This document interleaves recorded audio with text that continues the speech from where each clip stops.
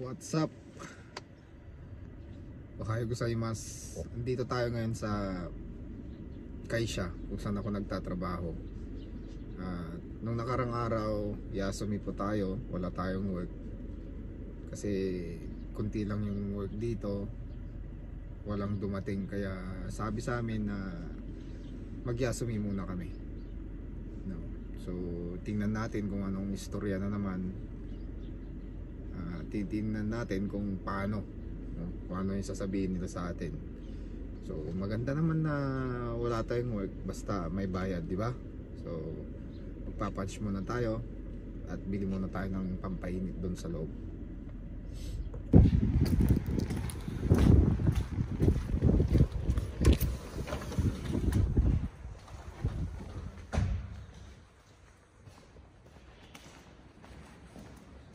Shimasu.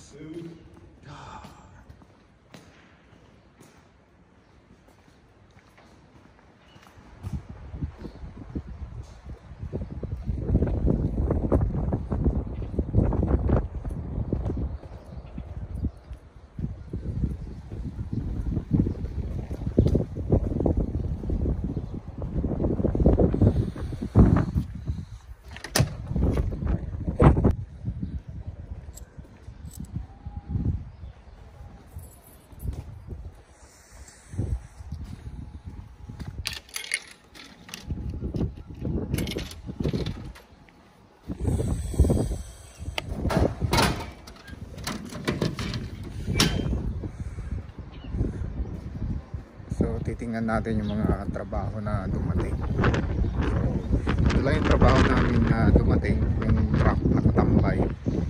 So ito lang siya. Ito lang yung gagawin namin ngayon na araw. Yan. Yan. So gaya ng ginagawa namin dito, sinasalang namin dito sa conveyor para malinisan mga to. Yan. Mga yan. Yan. So dito bakante siya, bakante dyan. Yan, bakante lahat. So kunti lang talaga yung gagawin namin, no? Pero sa ngayon balik muna tayo sa Kuruma kasi mahangin dito sa labas. Doon muna tayo tumambay dyan. So nakabili na tayo ng kape. Ito yung kape na binibili ko dito sa vending machine. Mga pala, yung kape na to, no? Nung last year to, nasa 100 yen, nasa Hakkien. Hakkien siya. Kaso nga lang tumaas na. Dito mo malalaman na yung pagtaas ng presyo pati tong kape na to, apektado. So nasa 110 na po siya, may dagdag na 10 yen, no?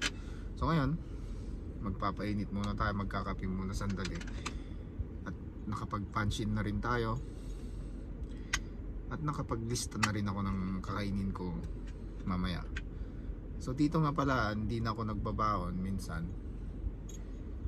dito na lang ako mu-order ng pagkain ko. Kung ano yung gusto mo ililista mo lang doon, no? So ngayon ito muna, magkakape muna tayo dito. At habang inintay natin yung oras, kasi maaga pa naman bago tayo pumasok doon sa loob,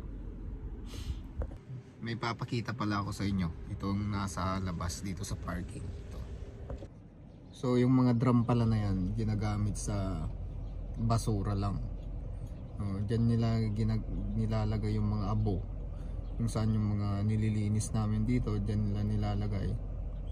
Tapos may pumipick up dito. Kasi dito sa Japan napakahirap po magtapon ng basura, no? Kaya kailangan malinis, silyado lahat, lalo na yung mga sensitive na kagaya ng mga to, kasi yung mga basura na nilalagay yan, mga abo, puro mga aluminum. Kaya dyan nila nilalagay. Tapos may nagpipick up dito. Magtatapon ka pa ng basura dito, ikaw pa magbabayad. So yung isang drum na yan, 30,000 yen yan yung bayad ng bawat basura, 3 lapad. Yan. So Yung mga kahoy naman na doon, mga paleta yan, dyan namin nilalagay. Yung pinakita ko kanina doon ng mga plate, dyan namin nilalagay. Ayun. So, yun lang.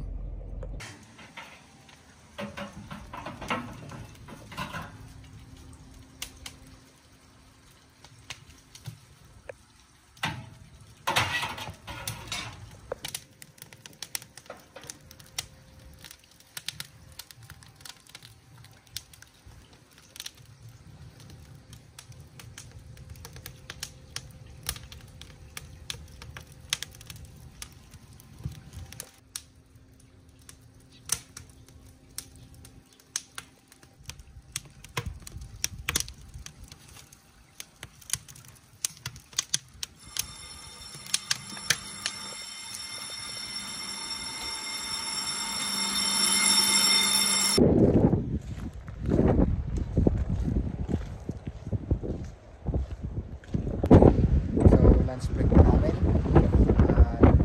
Lakas ng hangin dito. So yan, napakalakas ng hangin. At ngayon, kakain naman tayo. Sabi ko kanina, naglilista ako dito ng pagkain ko. Ito na po yung pagkain natin, no? So meron tayong 1 oras na break time tuwing tanghali. Kaya kakain tayo tapos matutulog saglit para may lakas tayo mamaya. Yun lang. So, kain na tayo.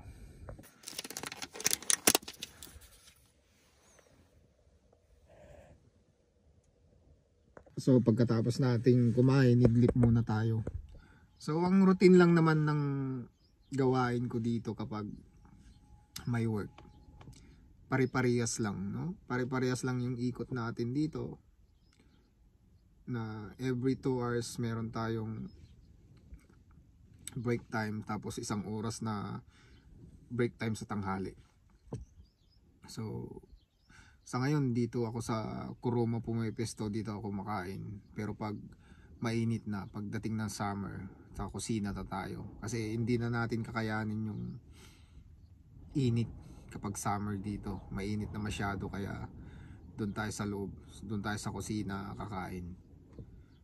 So sa ngayon iidlip muna tayo kahit na 10 minutes para mamaya may lakas tayo ulit na pumalik sa work. Okay, idlip muna tayo.